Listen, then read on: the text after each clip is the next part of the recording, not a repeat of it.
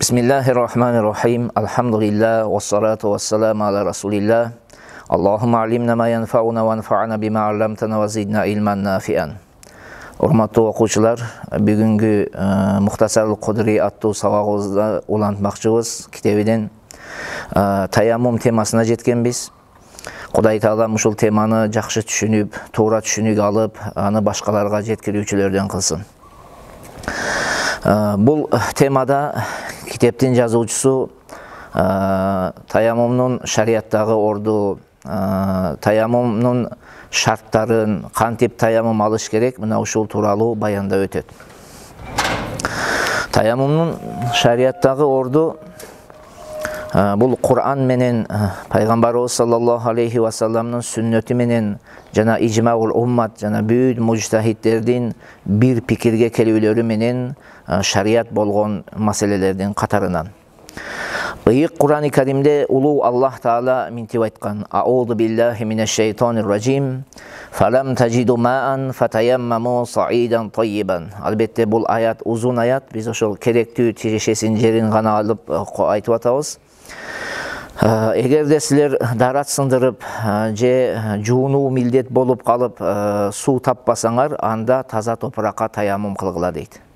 Экинчиси, пайгамбарыбыз саллаллаху алейхи ва салламдын сүннөтү тууралуу айта турган болсок, пайгамбарыбыз саллаллаху алейхи ва саллам ыйык хадисинде мынтип айткан: "Ат-таяммуму тахурул муслими мадам яжидил маа." Таяммум мусулмандын тазалоочусу болот, мусулман үчүн тазалык болуп эсептелет, суу тапканга чейин дейт. Эми таяммумдун кадимкидей эле жанагы даарат, тахарат деген сөздүн лексикалык жана терминологиялык мааниси бар сыяктуу эле, таяммумда дагы өзүнүн лексикалык жана терминологиялык мааниси бар. Башкача айтканда, шарияттагы мааниси бар, анан сөздүктөгү котормосу бар. Таяммумдун сөздүктөгү котормосу, мындай лексикалык мааниси бул максат кылууну айтат. Эгерде бир адам кандайдыр бир нерсени максат кылам десе, ошо таяммамту десе, ошол максат кылдым деген маанини туюнтат. Ал эми шарияттагы мааниси тууралуу алымдар бир канча аныктама айтышкан, бирок китебибиздин шархында, хашиясында келген аныктама боюнча мынтип айтат: "Ибаратун анил касти иля саиди лит-татхир." Баянгы таза топуракты максат кылуу, тазалануу үчүн дейт. Ал эми башка китептерде келген аныктамасын айта турган болсок, таяммум кылуу ниети менен таза топуракты максат кылып, бир уруп жүзүнө сүртүү жана бир уруп эки колуна чыканагы менен биргеликте жанагы сүртүүнү эмне деп коет? Таяммум деп коет дейт. Эми китептеги шарттарына, эрежелерине кайрылып кете турган болсок, китептин жазуучусу мынтип айтат: "Ва ман лам яжидил ма ва хуа мусафирун أو خارج المصر وبينه وبين المصر نحو الميل أو أكثر أو كان يجد الماء إلا أنه مريض فخاف إن استعمل الماء اشتد مرضه أو خاف الجنوب إن اغتسل بالماء يقتله البرد أو يمرضه فإنه يتيمم بالسعيد." Бул жерде китептин жазуучусу 3 сүйлөм айтып, 3 сүйлөмдүн кабарыны акырында айтып койду. 3 сүйлөмдүн баяндоочуну таза топуракка таяммум кылат деп. Андыктан биз ар бир сүйлөмгө өзүнчө токтолуп өткөндүгүбүз туура болот. Биринчи сүйлөм: кимде ким мусафир болгон абалда же шаардан сырткары болгон абалда, шаардын ичинде эмес, шаардан сырткары, балким отун алгалы барган, балким чөп чогулткалы барган, балким кой кайтарып жүрөт, уй кайтарып жүрөт же эгин талаада иштеп жүрөт. Кыскасы айтуу, шаардан сырткары болгон абалда сууну таппай, аны менен ошол шаардын ортосунда, суу бар жердин ортосунда 1 мил же 1 милден көбүрөөк болсо, албетте де таза топуракка таяммум кылат. Бул сүйлөмдө бир канча нерсени айтып кетүү абдан зарыл. Биринчиси, суу таппаса деди. Мусафир болгон абалда же шаардан суу таппаса деди. Суу таппаса дегендин мааниси, суу табылбаса деген, суу таппаса дегендин мааниси ал ошол сууну колдонууга алынын жетпөөсү деген мааниде. Ал эми суу бар болуп туруп, бирок сууну колдонууга алы жетпесе дагы ошол суу жоктун өкүмүндөй болуп калат. Суу чындап жок болот, же бар болот, бирок шарияттын өкүмү жагынан жоктордун катарында болуп эсептелет. Мисалга, оорулуу адам суу бар боло турган болсо дагы ден соолугуна зыян бере турган болсо, төмөндө айтабыз, ал суу анын үчүн сууду колдоно албагандыктан ал суу жоктун өкүмүндө болуп турат анын үчүн. Же болбосо бир адам кудуктун жээгинде турат, Кудук турат. Кудукта суу бар, бирок чакасы жок, жиби жок, ошонун суу чыгарып алганга. Кайган айлана чөлөдө суу жок. Бул деле суу бар болуп турганга карабастан, бул киши үчүн дагы сууду алып колдоно албагандыктан суу жоктун өкүмүндө болот. Же болбосо жакыналарда айталы булакта суу бар, же арыкта суу бар, бирок анын жанында бир душман бар. Сууга чыгып суу алайын десе, душман өлтүрүп коюшу мүмкүн, же жырткыч айван жеп коюшу мүмкүн, талаада боло турган болсо.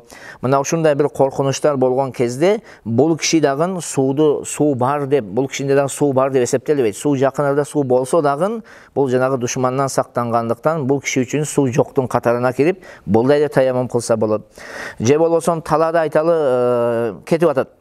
Bir çölde ketip жатат, суу бар. Бирок эгер сууду жанагы даратсыздыгыны кетирүү үчүн колдоно турган болсо, дарат үчүн колдоно турган болсо, өзүнүн, же досунун, же улоунун, же итинин немеси, учурда же анан чаңкап калып, мындай зыянга учурашынын коркунучу боло турган кезде дагы суу бар болуп турса дагы бул киши үчүн ал сууду колдонууга кудурети жетпегендиктен суу жоктун өкүмүндө болот да, бул адам дагы таяммум алса эмне экен болот. Ошондой эле бул жерде суу таппаса дегендин мааниси даратка жетише турган суу таппаса деген. Эгер тараттан жетпей турган ар бир мүчөнү мисалга бир жолу жуа турган суу табылбаса, ал жоктун өкүмүндө болот. Бар, суу бар деле айталы, кичине суу бар, дараттын фарздарын аткарууга жетишпейт. Бул киши үчүн ал жоктой болуп эсептелет да, таяммум кыла берет. Экинчи айта турган маселе, аны менен жанагы киши менен, мусапыр менен же шаардын сыртында бир иштери менен алектенип аткан киши менен шаарынын ортосунда же суу бар жердин ортосунда 1 миль же 1 мильден көбүрөөк берсе. Миль дегени бул чакырым менен биздин немеде Ханафи мазхаб боюнча ала турган болсок 4000 чыканак деп коет. 4000 чыканак дейт. Муну алымдарыбыз 1855 метр. Башкача айтканда 1 километр 855 метр деп ушундай тегеретип айтышкан. Эми 2 километрдин аралыгы, 2 километрге чейин аралыкты айтат. Мына ошол намаз окуй турган адам менен суудун аралыгы ошо 1855 метрден алыс, ошончо же андан алыс боло турган болсо, таяммум кылуу эмне экен? Рухсат берилет. Экинчиси, أو كان يجد الماء إلا أنه مريض فخاف إن استعمل الماء اشتد مرضه. Же сууду табат, суу бар болгону, эгер ал о киши оорулуу дейт. Эгерде сууду колдонсо, оорунун күчөп кетүүсүнүн неси бар? Коркунучу бар. Башкача айтканда, бир адам ооруп жатат. Мына ошол ооруп жаткан адам сууду колдонгон кезде кыйнала турган болсо, же сууду колдонгон кезде ооруу күчөп кетүүнүн коркунучу болсо, же сууду колдонсо жанагы айыгуусу узарып кетүүсүнүн коркунучу боло турган болсо, мындай адамга шарият уруксат берет таяммум кылып намазыны окууга. Эми ошол оорунун күчөп кетүү коркунучуну бул каяктан билиш керек? Жөн эле ооруп калам же оорум күчөп кетет десе эле боло береби? Жок. Бул жерде аалымдарыбыз өзү эрежелерди койгон. Аалымдарыбыздын айтуусу боюнча жанагы оюнун көпчүлүгүндө мен бир аламаттарыдан, мисалы айтат да, ошол мен дарат алсам не болот? Оорум күчөйүп кетет. Же болбосо тажриба менен. Тажрибада ушундай бар, бир адам бир ооруга чалыккан, ал адамга тажриба боюнча суу колдонуу не? Зыяндуу деп эсептелет.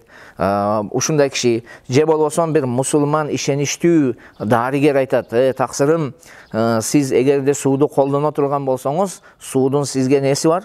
Зыяны бар, ооруңуз көбөйүп кетет, же айыгууңуз узарып кетет" дей турган болсо, мына ушундай мезгилдерде жанагы ооруп калган адам таза топуракка таяммум кылып намазын окуса болот. Ау хафал жунубу ин ихтасала билмай яктулухул барду ау юмарридуху. Же усул, толук денесини жуу милдет болгон адам, эгер жуунсам суук мени өлтүрүп коет же оорутуп коет деп корксо дагы, бул кишиге дагы эмне берилет? Рухсат берилет таяммум кылып намазын окууга. Бул жерде карасаңыз жунуп адам деди. Десе айтканда толук денесини башынан аягына чейин жуу милдет болгон адам деп жатат.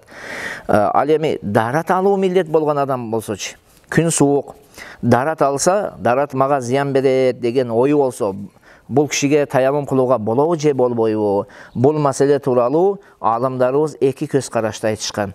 Кээ бир аалымдарыбыздын көз карашы боюнча дарат алуучу адамга рухсат берилбейт деген сөздөр келет. Дарат алган адамга дагы эгерде суук боло турган болсо эмне? Рухсат берилет деп. Кээ бирлери кыскасы рухсат бербейт, кээ бирлери эмне экен? Таяммум кылууга рухсат беришет. Ушундай эки көз караш келип калганда бул маселеде. Анан эмнеге таяммум кылат дедик? Таза топуракка таяммум кылат. Андан кийинки сүйлөм китептин жазуучусу ват-таяммуму дарбатан, таяммум кылуудун эрежесин бизге баяндамакчы. Таяммумду кантип алышыбыз керек? Таяммум эки жолу колду жерге жанагы топуракка уруудан турат дейт. Жанагы ниет кылганыбыздан кийин азыр төмөндө ниет тууралуу келет, эки жолу урат дейт. Биринчиси ямсаху би ихдахума важхаху, ал экөөнүн бири менен бетине мас тартат, бетине сүртөт. Мындайча айтканда колуну жерге ургандан кийин жанагы даратта жуу, суу тийгизүү милдет болгон беттин чегине толук колуну тийгизип чыгыш керек. Бул бир. Экинчиси ва бил ухра ядайхи илал мирфакайни. Экинчиси менен эки колуну экинчи жолу урат да, эки колуна чыканагы менен бирге мас тартат. Ушинтип жанагы айталы сол колунун 3 манжасы анан алаканынын бир бөлүгү менен колунун сыртына ушундай мас тартат. Анан оң колу менен бул жагына ушинтип не кылып коет? Мас тартып коет. Бирок бул жерде китептин несі ошол фарзын гана атап өтүп кетти. Бул жерде мунун сүннөттөрү дагы бар. Сүннөтү кадимкидей эле жанагы дараттагындай бисмилла айтыш керек. Анан колдун алаканын жерге уруу. Алаканды колдун аркасында урса эле боло берет. Орун алмашуу менен сумма өзгөрбөйт. Болгону ошол алаканды уруу сүннөт болот. Алаканды ургандан кийин анан колду мындай кылып тособуз. Алакан жагын тособуз, андан колдун арты жагын тособуз да, андан колубузга эгер аябай көп топурак жугуп калган болсо, бир аз мындай силкип, кагып тазалаш өзүнчө бир сүннөт болот. Уда мас тартуу дагы сүннөт болот. Уда дегенде бетиңизге мас тартыңыз, дароо уруп туруп, оң колуңузга анан сол колуңузга мас тартышыңыз керек. Анан эмне менен ирети менен дагы эмне кылуу? Таяммум кылуу сүннөт болуп эсептелет. Биринчи бетиңизди, анан колуңузду дегендей. Кыскасы ушинтип алымдарыбыздын кээ бири мына китебибизде жана башка китептерде 7 сүннөт атаса, кээ бир алымдарыбыз эмне дейт? Алаканды урууду дагы ошол сүннөткө катарында кошуп туруп 8 сүннөттү аташат. Ошол 8 сүннөт менен таяммум алуубуз толук болот. Ват-таяммуму фил жанабати вал хадаси саваун.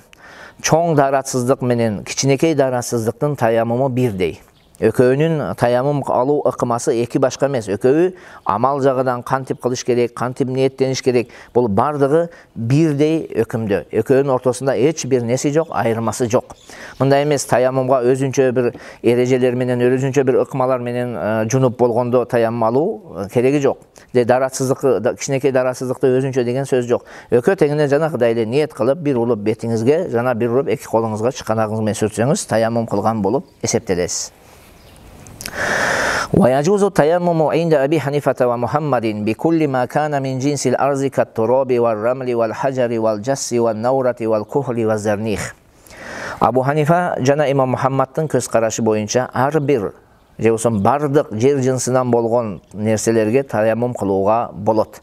Мисалга топурак, кум, таш, алибастыр,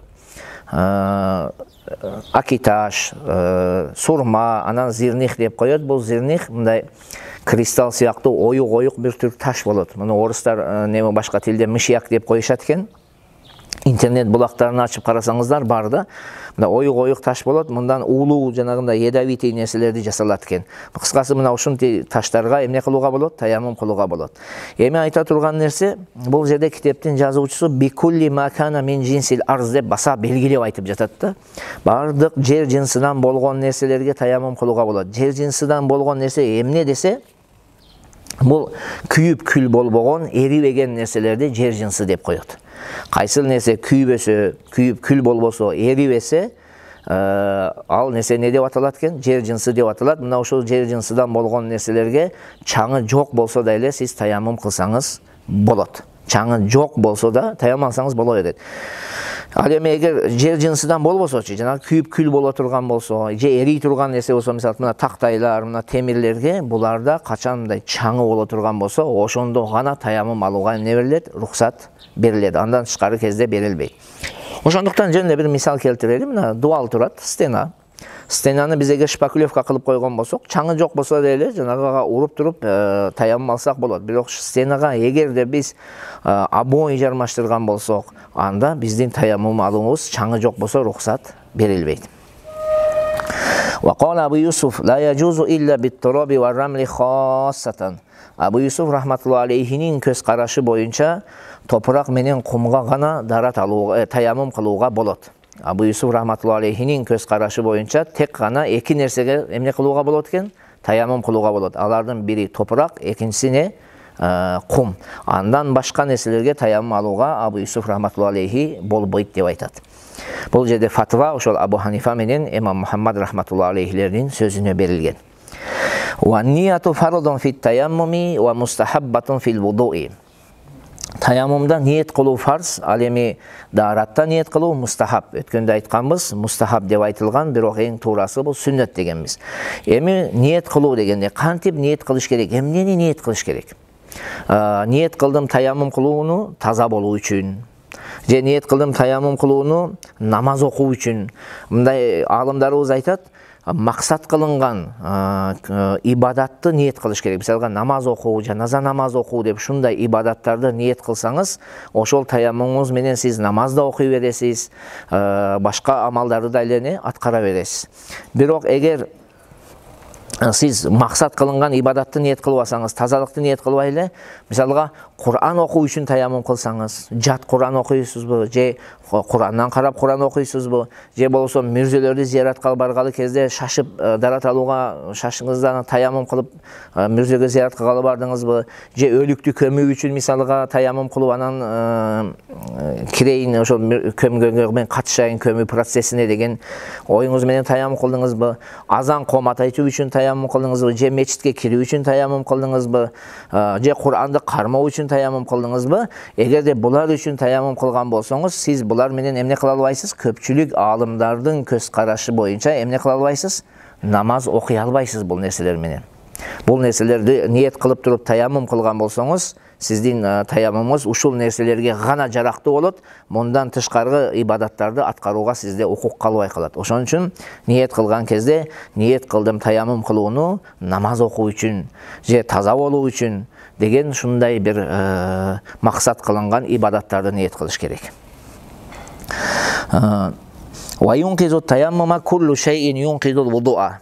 Бардык даратты бузган нерсе таяммумду дагын бузат дейт. Бардык даратты бузуучу нерсе таяммумду дагын бузат. Даратты эмне бузат дейт? Кан чыкса бузулат, ириң чыкса бузулат, кичинекей дарат сындырсаңыз бузулат, чоң дарат сындырсаңыз бузулат. Ушул нерселер таяммумда дагын эмне кылат экен? Бузат.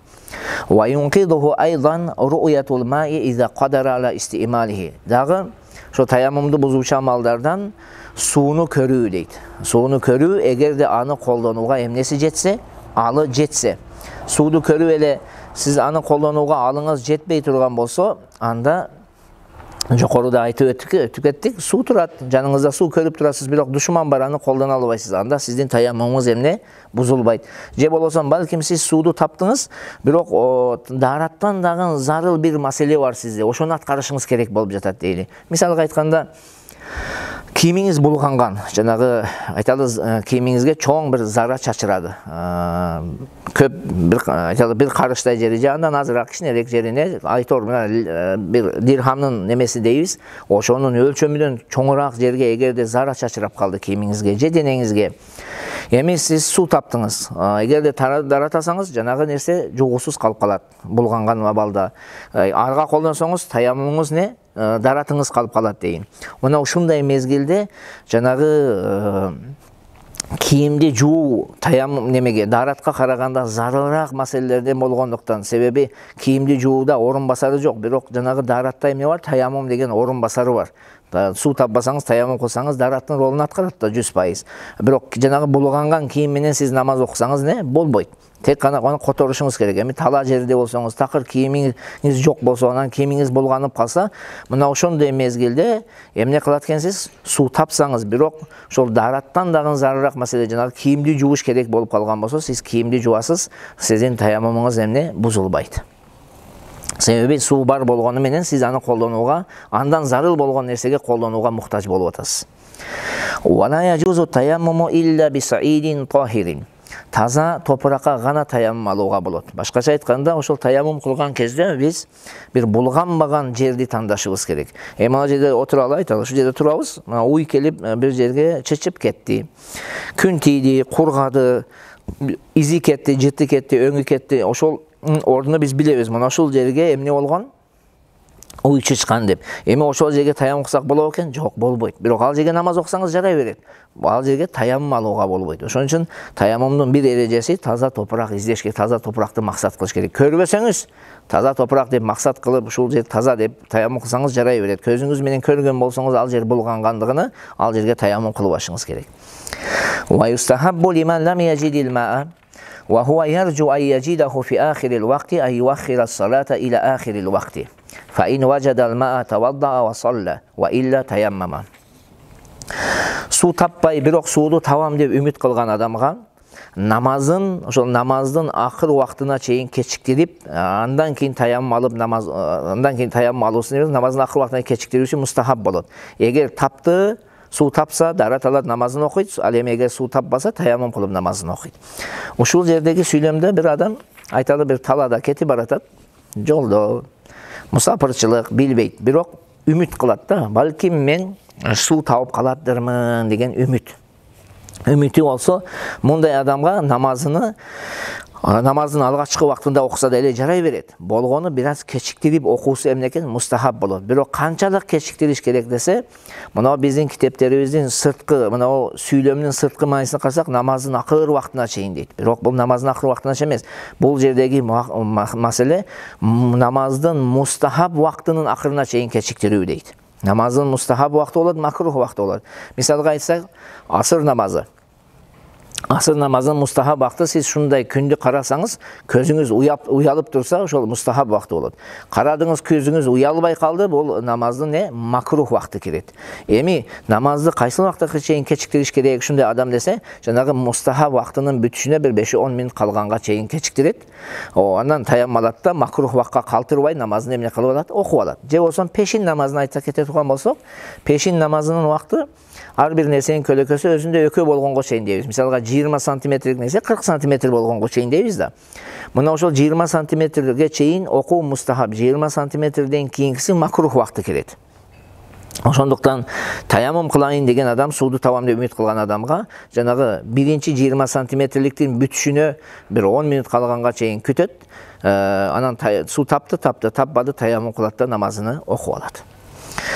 ويصلي بتيممه ما شاء من الفرائض والنوافل. Таяммум кылган адам бир таяммум менен каалаганча фарз жана нафыл намаздарын окуйт. Биздин мазхабта таяммум толук тазалык болуп эсептелгендиктен, адамды тазалай турган амалдардан болуп эсептелгендиктен, бир таяммум менен биз ошол таяммум бузулганга чейин каалаганча фарз жана нафыл намаздарды окусак эмне болот. Биздин мазхабта ушундай. Шафи мазхабта бир таяммум менен бир фарз окуйсуз. Ага кошуп нафылдарды окусаңыз жарайт, бирок экинчи фарз окуу үчүн кайра башынан таяммум кылыш керек болуп калат. ويجوز التيمم للصحيح المقيم في المصر إذا حضرت جنازة والولي غيره فخاف إن اشتغل بالطهارة أن تفوته صلاة الجنازة فله أن يتيمم ويصلي. Ölüktün eğisinden başka adamga, eğer cenaze namazına kelip kalsa şaharda den soluğu çın, jergiliktүү, ölüktün eğisinden başka adam eğer cenaze namazı kelip kalsa, darat menen alектенсем, cenaze namazı ötüp ketet, бүтүп kalat dep korksa, tayammum kılıp cenaze namazına okuyt. Bol жерде bir kança maseleni aytıp жатат. Birincisi, байкаганыңыздай карасаңыз, den soluğu çın, jergiliktүү болсо дагы дейт. Musafir bolsa andan da жакшы болот. Агадан толугу менен рухсат берилет деген эл маселе да. Анан экинчи маселе бул жерде жаназа намазы деп жатат. Эмне үчүн жаназа намазына рухсат берилет? Андан кийин азыр айт намазы деп келет. Эмне үчүн айт намазы? Себеби бул намаздардын ордун толуктай турган намаз жок. Мисалга жаназага бир жолу жаназа окулду, сиз кайра башынан аны эмне кыла албайсыз? Жаназа намазын окуй албайсыз. Ошондуктан эгерде сиз дарат алсаңыз, келип калган кезде жаназа намазы 4 такбирден турат да, сиз дарат алсаңыз бүтүп калат. Ошондо бүтүп калат деп корксоңуз, дароо таяммум кылып туруп, имамга уюп намазыңызды, жаназа намазын окуй бересиз. Бул жерде анан баса белгилеп айтат, вал валию гайруху деп турат, өлүктүн ээсинен тышкаркы адам деп. Башка адам болсун. Себеби өлүктүн ээсиден рухсатсыз бир адам жаназа намазын окуй албайт. Эгер окуса ал кайра баштан окууга эмнеси бар, укугу бар. Мындайча айтканда көчө сөзү менен айтсак, бул биягы билет колунда да, өзү каалагандай мамиле кылууга укуктуу адамдардан. Ошол себептен буга аалымдарыбыз эки көз карашты айтышат. Мисалга Хидаянын айтуусу боюнча өлүктүн ээсине таяммум кылууга рухсат берилбейт дейт. Бирок кээ бир китептерде өлүктүн ээсине дагы таяммум алууга рухсат берилет дейт. Хоп. وكذلك من حضر العيد فخاف إن اشتغل بالطهارة أن يفوته العيد. Ошондой эле дейт, айд намазыга келген адам эгерде даарат менен алектенсем, айд намазы бүтүп калат деп корксо, эмне кылат? Таяммум кылып намазын, айд намазын окуйт дейт. Мейли айд намазын башталышында келсин, мейли айд намазын даарат менен баштап алып ортодо даараты сынсын, айтор бул кишиге айд намазынын орун басары жок болгондуктан мындай адамга таяммум кылуу эмне экен? Рухсат берилет. Себеби айд намазды имам окуп бүткөндөн кийин анын артынан биз өзүбүзчө окуганга укугубуз жок.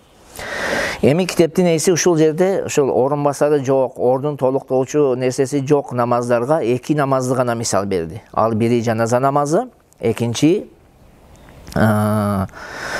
айд намазына. Бирок мындан тышкаркы дагы намаздар бар.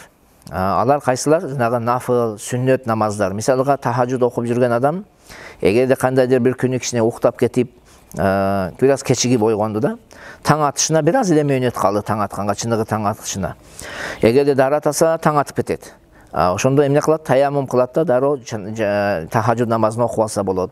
Же болбосо шашке намазын дайым окуп жүргөн адам айтат, же негизинен эле шашке намазын окуп жүргөн адам кандайдыр бир күнү алаксып калып бир иштер менен болуп калды, шашке намазынын бүтүшүнө, убактынын бүтүшүнө аябай аз мөөнөт калды. Эгерде даарат алса, чак түшүп болуп калат. Чак түштө намаз окуганга болбойт. Ошондой мезгилде таяммум алып туруп, дароо шашке намазын окуп алса рухсат берилет. Же болсо мисалга пешин намазынын 2 рекет кийинки сүннөтү. Пешин намазынын фарзы менен окудуңуз, ортодо дааратыңыз сынды, же болсо даарат кыстап калды, барып даарат сындырдыңыз. Эми эгерде даарат алсаңыз, пешин намазын сүннөтү калып кетет, убакыт чыгып кетет, асырдын убакыты кирип кетет. Себеби сиз эми кечиктирип, айталы, ушундай элестетели, кечиктирип немеде окудуңуз? Асыр намазга жакын окудуңуз эле да пешинди.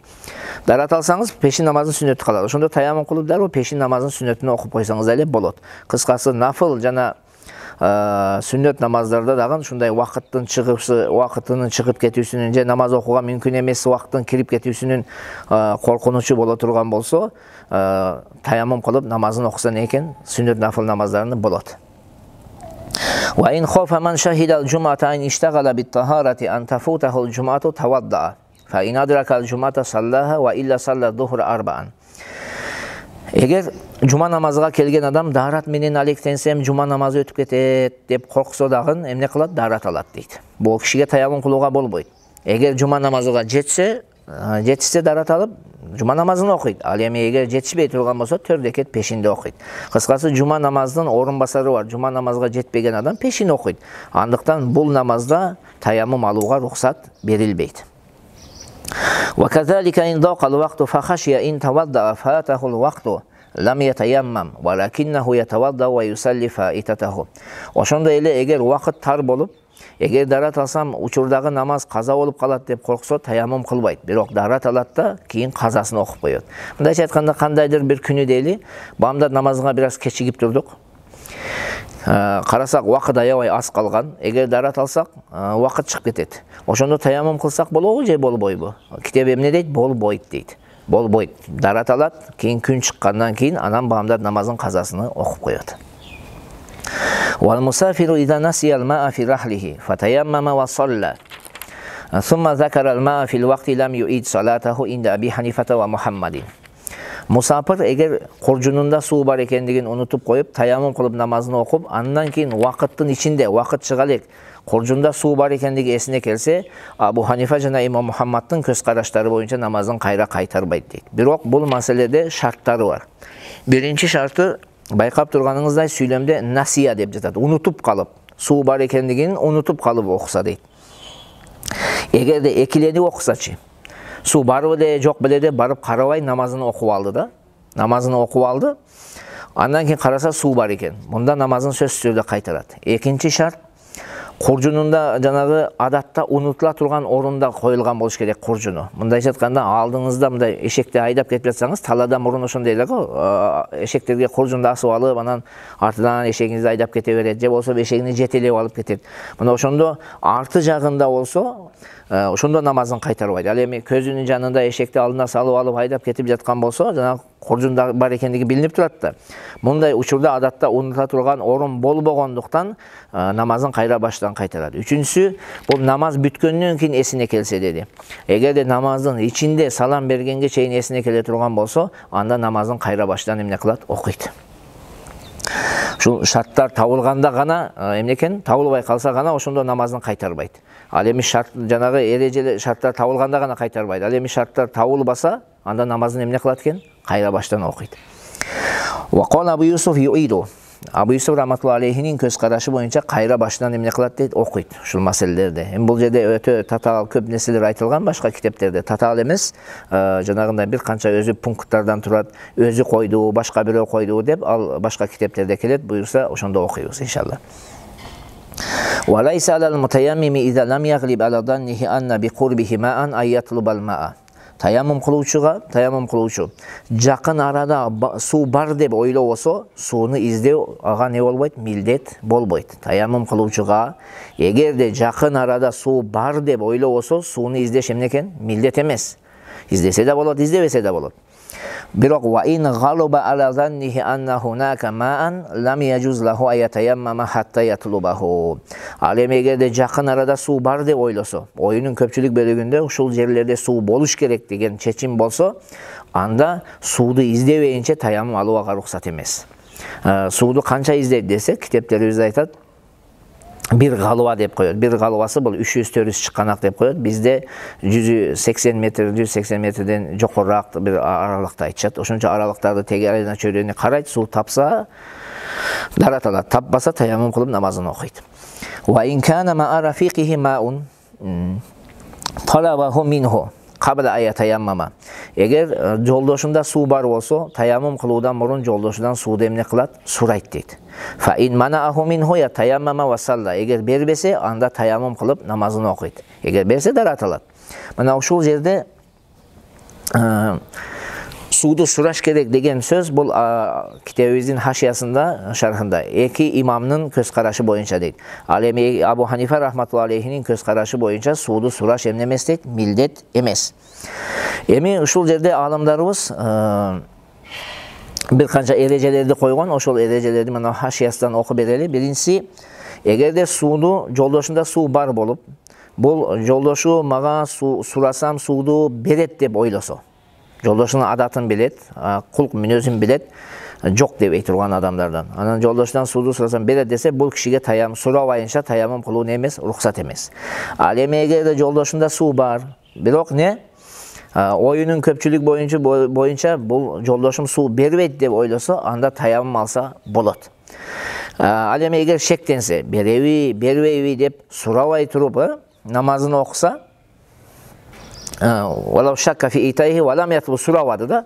Анан кийин намазды окуп бүткөндөн кийин таяммум кылып намазды окуп бүткөндөн жолдошу сууду алып келип бере турган болсо, жанагы окуган намазына кайра башыдан окуп коет. Бирок эгер жолдошунан сууду сураган кезде бербеди, анан бул киши таяммум алып намазыны окуп бүткөндөн кийин жолдошу дагы башка ойго келип, эми досум болот, мындай кылбайын, эртең мен деле ушундай нерсеге учурап калышым мүмкүн дегендей бир ой менен жакшы ойго келип калып, сууду алып келип берсе, намазын кайра баштан эмне? Кайтарбайт. Валлаху алам бис-саваб ва илайхил маржа вал мааб. Кудайым туура түшүнүк берсин. Амин я раббал аламин.